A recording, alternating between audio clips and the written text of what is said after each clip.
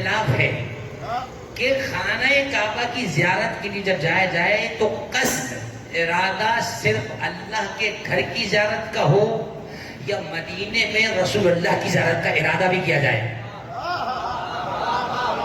اس میں اختلاف ہے مسلمانوں میں.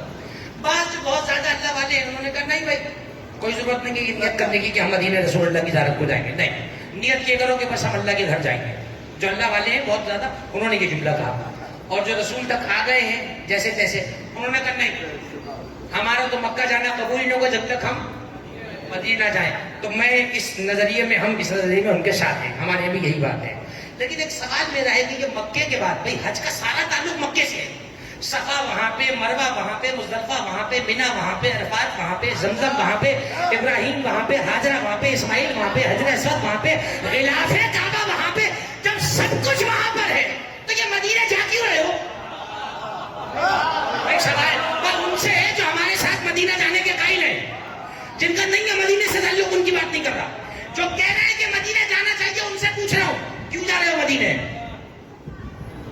تو کہنے لگے کہ بھائی وہ جب تک حضور کی زیارت مدینے میں نہ ہو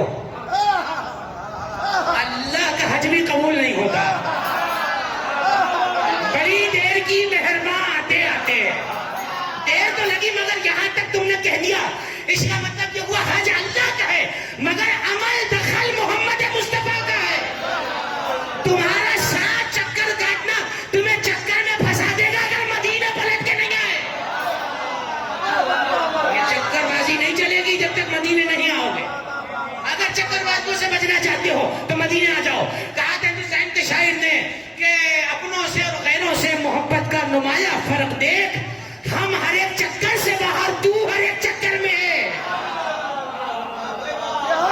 جو خدا نے علم بخشا, کریم صلی اللہ یہ تھا بہت سال پہلے جناب سیدہ کے لیے, جو خدا نے علم بخشا علم پیغمبر میں ہے اور تیرے علم پیغمبر فاطمہ کے گھر میں ہے.